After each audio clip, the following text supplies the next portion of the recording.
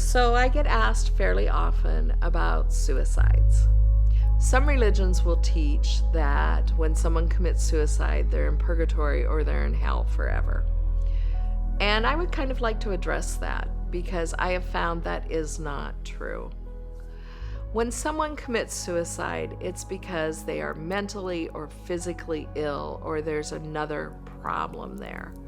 What spirits have told me about suicide is that when a person commits suicide and they first cross over, there may be a time there that they can't communicate for a while, but it's because they are being healed.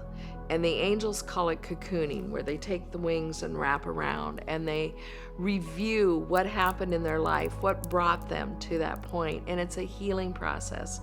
Now, sometimes with suicide, I've had them come through right away because they need the family to know. There's some unanswered questions there. I've had cases where the family thought someone else was involved, and the spirit has come through right away to say, no, there was nobody else involved. And it was important for that family to know with their grieving process. And sometimes I've had suicides take a year or two, so it just depends. But do suicides cross over? Yes, absolutely. Absolutely, they do. And maybe they're on a different level of heaven, but does it mean that they can't go higher? Nope. They can, if you want to say earn their wings, they can earn and go the process of going higher. But first they go through the process of healing.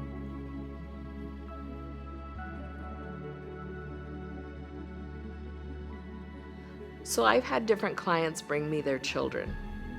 And I usually don't charge when I meet with kids because I have a really strong feeling that I wished I would have had a mentor and I would have had someone to talk to, because of some of the struggles that I went through as a young adult and feeling that I was so weird and so strange and not telling anyone. So yeah, I like it when they bring kids to me that I can sit and visit with the kids and explain things to them and explain that it's okay. It's nothing to be scared of.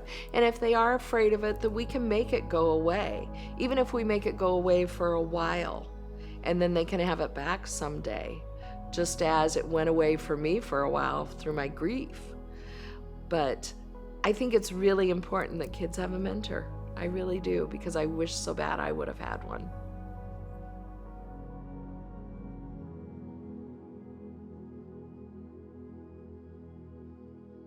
I have seen several angels. Many times just a glimpse or just a partial or even the brush of a wing. I had once in my life that I actually saw a full-fledged angel and actually got to speak with her. And it was a time in my life when, let's say I was coming out of the closet big time, or word was getting around a lot more, I put it that way. I had been doing readings since I was 12, but just off to the side for different people. And in the last, 15 years or so, I've done a lot of readings. But then there came a time when it was taking up so much of my time a few years ago that it was, okay, I almost need to charge for this because it's taking away my work hours. And do I charge for this? Is it right to charge for this? What do I do? So one night I was actually laying on the couch in my house, and I always talk to my husband, and at that time I was talking to my father too, who is deceased, and I asked them, I said, I need some help here. If it is right that I charge for using these gifts that I have, I want you to light up the candles on the mantle. And I have 3 battery-operated candles on the mantle. They are not the remote control ones, they're the older ones, but they went pink, pink, pink, and all 3 lit up. And my husband, who was laying on the other couch, looked over and said, "Are you talking to somebody?" And I said, "Yeah." And I said, "Okay, thank you, you can shut them off." And they went pink, pink, pink. And he says, "It's so weird that you do that," but he said, "I'm glad I'm used to it." And so it was like, okay, and I felt really good about it. But a few weeks later, I was kind of doubting again. Okay, is this right? Is this wrong? Should I do this? Should I not? Should I advertise it? Should I not? And I actually work part-time for Catholic churches. I have a couple churches that I'm the secretary for, and part of my job on Friday afternoon is I take the bulletins over to the church, and part of the bulletins get left at the back of the church, and part of the bulletins go up into the sacristy. And I had left the bulletins at the back. Now, this church is a beautiful, old, historical church, and the acoustics in there are just amazing. And every time I walk in, I just start to sing. And I don't even know what song I was singing that day, but I start bellowing out some song because it's Friday afternoon, there's no one in the church but me, so I think. And I look up, and off to the right is this figure in a white robe. And instantly I think, oh no, Father's in here and he's doing something, a baptism that I didn't know or I forgot or whatever. And I start to say, oh, I'm sorry, like I interrupted, I'm sorry. And I look, and this person turns around, and first of all, I realize it's not Father. Secondly, these huge wings come out, and here's this beautiful blonde hair and blue eyes, and I went, and she just nodded and said, it's all right, Debbie. And I don't know when, but at some point I dropped all the papers that I was holding, and I found myself in the pew actually kneeling, but I was starting to cry. And she kind of went right across the front of the church and just nodded at me and said, you are doing your job and I am doing mine. And she let me know that I needed to do my job. And I knew she wasn't talking about bringing bulletins over. I knew what she was talking about because I had been praying and praying for a really solid answer from God. Even though I'd gotten an answer, even people like me, we like more than one answer sometimes, and I really needed that.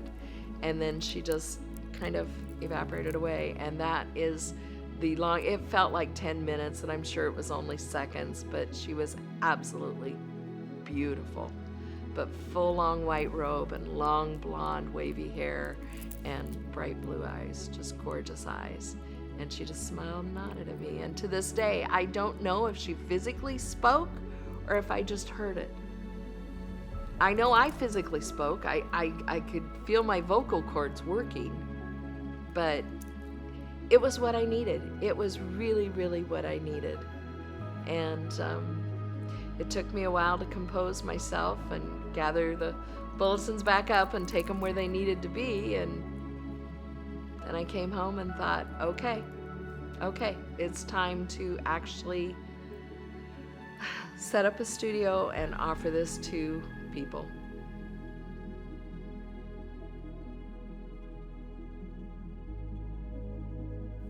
So as I said, I do work part-time for a Catholic priest for 2 different Catholic churches. But I also work with, and I have worked with several different priests and other clergy on what I call cases through the years. And this might be an instance where the priest has called me and said, hey, I have this family. The little girl is seeing and hear things in her room. Can you help us out with this? And they might want me to go into the house and look at it and feel and come back out and tell them, okay, it's a poltergeist, it's excess energy from the child, or it's a child playing a trick, there is nothing going on, or it is a deceased relative and they don't have any idea that they're causing harm or making you afraid, it's nothing bad. Or there have been a few times that I will come out and say it is something really negative. Now, I've been really, really fortunate that ever since I was a child, God has blessed me with the ability to know when something is super negative or almost demonic. And I will get a sharp pain in a certain spot in my head and I will feel the need to throw up, like instantly. And if it's that type of a situation, I will come out and tell the priest or the clergy, okay, it's up in this room, it's over here, blah, blah, blah. And I'm not holy enough to handle this. It's, let me know how it comes out. I can direct you where it is and I can help you, advise you in how to get rid of it, but it's going to take somebody holier than me. I know where my abilities are, and I know how far my abilities go, and something like that. Yeah. So through the years, yeah, I've worked with many ministers and many priests, and I've gone to them before and asked them to bless something for a family, or to come in a situation where I haven't felt comfortable, especially if it involves a child. I've never had a minister or priest turn me down yet. So.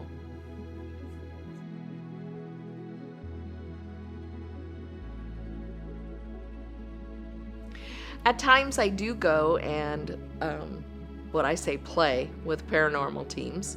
I enjoy it just for fun once in a while. It's not something I do real often, but I like to go and see some of the equipment. I love how a Connect Cam works. It's fascinating, where it shows the spirit is a little stick figure, the ghost is a little stick figure.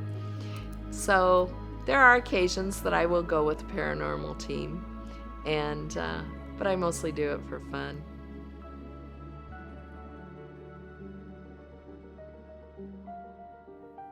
There has been so many changes in the metaphysical world since I was a child. It is so much more acceptable. People, their level of enlightenment has raised so much. What I think the future brings is more and more of that. I think people are a lot more open with discussing experiences with each other.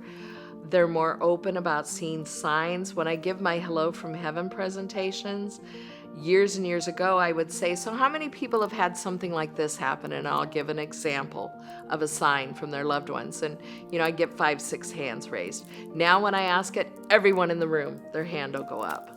It's so much more common, and people are more comfortable sharing it because they're not made to treat like, oh, you're cray-cray. They're treated like, oh yeah, I had something like that happen once. And people are a lot more interested in it. This year in particular of 2021 is the year of enlightenment. And I really see some changes coming, which I think are going to be really good for humanity. I really do.